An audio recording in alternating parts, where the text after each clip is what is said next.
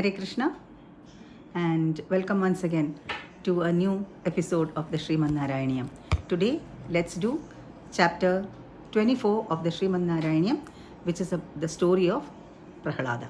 Okay, we know that this Srimad Narayaneeyam is a summary of the Srimad Bhagavatam, and these two chapters, chapter 24, which is the story of Prahlada, and the next chapter 25, which is Narasimhavatara, or the incarnation of the Lord as Narasimha. These two chapters together form a condensed version of Srimad Bhagavatam, Canto 7, chapters 2 to 10. So Srimad Bhagavatam, Canto 7, chapters 2 to 7 is 2 to 10 is summarized here in these two chapters. Today we'll do chapter 24. Okay, and let's read the first sloka as usual and then do a quick translation. हिरण्याक्षे पोत्री प्रवरवपुषा देव भवता हते श्लोकक्रोधा क्लपितधृतिरेतस्य सहजा हिरण्यप्रारम्भा कशिपुरमरारातिसदसि प्रतिज्ञामातेने तव किल वधार्थं मधुरिपो. So here the poet Sri Melpattur Narayana Bhattadripad starts by saying, O Lord, slayer of Madhu, when Hiranyaksha, the demon, was slayed by thee in the incarnation of the boar, his brother Hiranyakashipu was smitten with sorrow and anger, and he swore in the assembly of Asuras that he would kill thee. So we saw in the earlier chapters 12 and 13 about the divine boar incarnation of the Lord, and how the Lord killed the demon Hiranyaksha. Right? Now his brother Hiranyakashipu was very angry and he wanted to take revenge on the Lord and kill Lord Vishnu. Okay? So for that he underwent severe austerities. He left home and did penance to propitiate Lord Brahma. And Lord Brahma appeared before him and asked him what boon he wanted. And Hiranyakashipu said that he wanted immortality. That is freedom from death. He didn't want to die. So then Brahma said that is not possible, because anyone who is born has to die. What has got a beginning has got an end. So this is out of question and I cannot award immortality. So then Hiranyakashipu said, then in that case, I would ask for another boon. That is, I should not die on land, in air, or in the ocean. I should not die during day or night. I should not be killed by any weapons.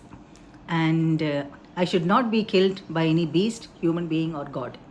And Brahma said, Tathastu, so be it, and disappeared. Then Hiranyakashipu was very happy. He thought that indirectly he got the boon of immortality from Brahma. Then he became very arrogant and he went around harassing everyone.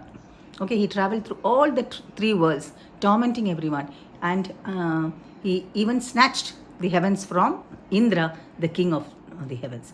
And once he went to Vaikuntha, and at that time the Lord disappeared from his gross vision and remained in his heart in a subtle form.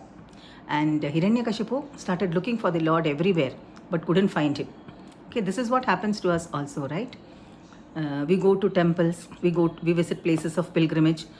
Everywhere we go to see the Lord, but we fail to see within. He resides within our heart.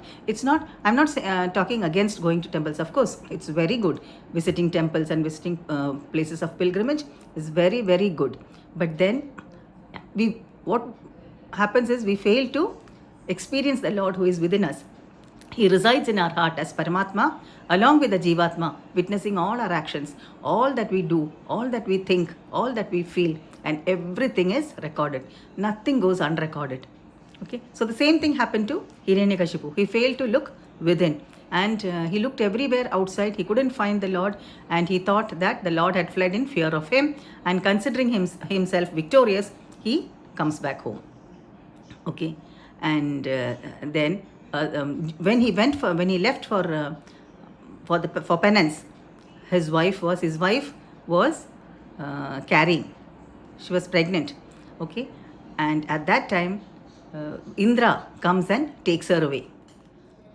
And Indra's sole intention was to kill the baby within the womb of Kayadu. Okay, and now halfway through, Narada appears and rescues Kayadu and takes her with him, and then imparts the knowledge of the self, preaches the science of devotional service to her. Okay, so that the child in the womb can also hear. And nowadays, now medical science has also proved that the child in the womb can hear, can respond to the outside sounds, and whatever it hears in the womb, when it is in the womb of the mother, it influences the child during the course of his life. Definitely it will influence him. Okay, so, and that is, see, when we discussed chapter 22, we discussed about the importance of performing devotional service. Now this is one of the best ways in which we can perform devotional service.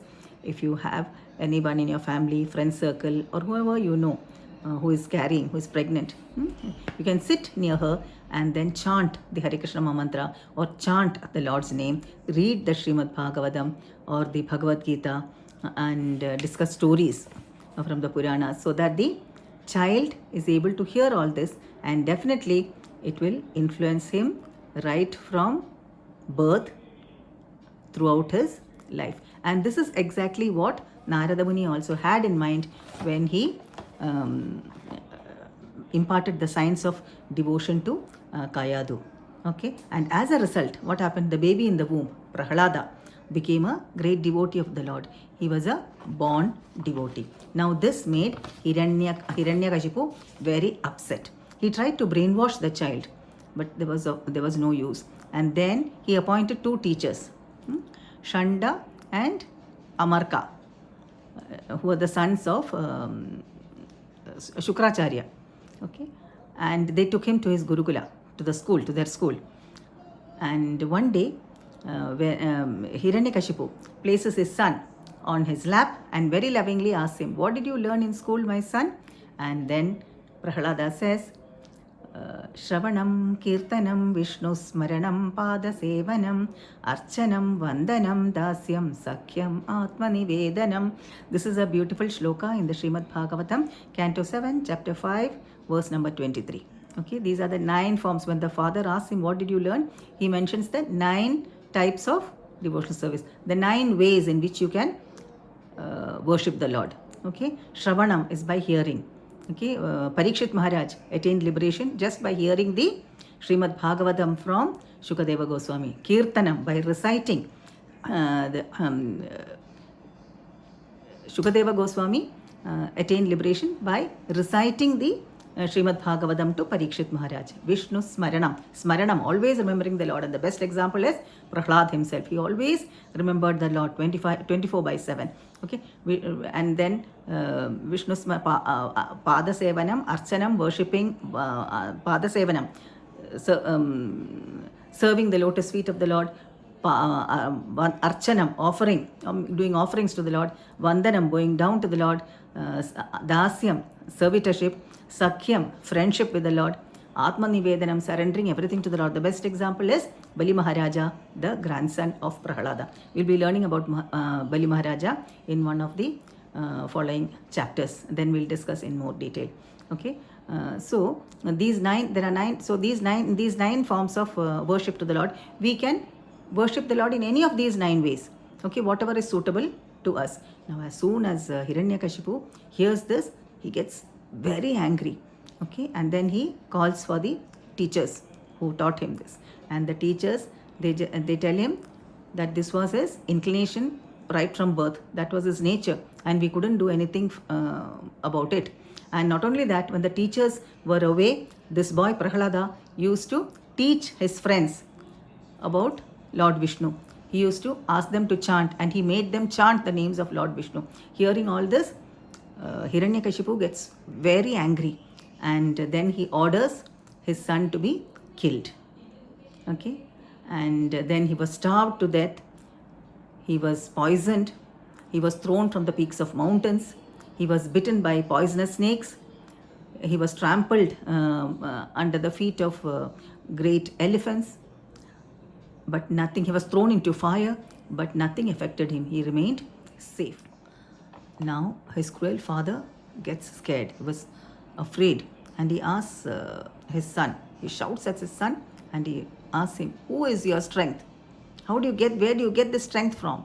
And the courageous boy replies, "Lord Vishnu is my strength. Not only my strength, he is your strength as well, and he is the strength of this whole universe."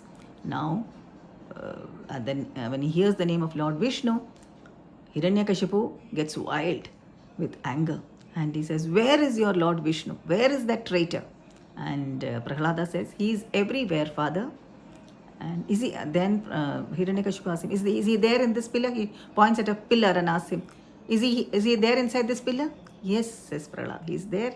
The pillar also, he is everywhere. And Hiranyakashipu immediately brandishes his sword, and then he hits the pillar with his sword. And the poet Sri Melpattur Narayana Bhattatripad winds up this chapter saying, "I cannot," and what happened after that, it is impossible to describe immediately. I'm short of words. I'm not able to say what happened after that. Okay? And O Lord, O merciful Lord, who resides here in Guruvayur, please protect me. Okay.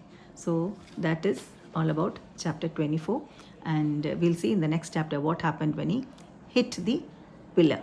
We'll see we'll hear about the incarnation of the Lord as Narasimha Deva. Okay, and one more thing, see, this year Narasimha Jayanti, Narasimha Chaturdashi, the appearance day of Lord Narasimha falls on 22nd of this month. That is Wednesday, the 22nd of May 2024 is Narasimha Jayanti.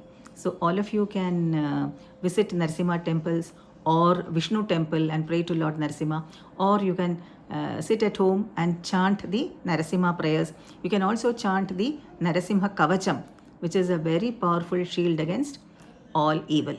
Okay, and those of you who know the Narasimha Kavacham can chant the Narasimha Kavacham, and those of you who do not know you will get it from YouTube. You can get it from the web. You can listen to the Narasimha Kavacham. Okay, and I'll post the next chapter, that is chapter 25, the Narasimha Avatara, on 22nd morning. So all of you, please watch. Okay, may Lord Narasimha, the remover of all obstacles, bless us. Vigna Vinasha Narasimha Dev Bhagavan ki Jai. Thank you for watching. Hare Krishna, Hare Krishna, Hare Krishna, Krishna Krishna, Hare Hare, Hare Rama, Rama Rama, Hare Hare.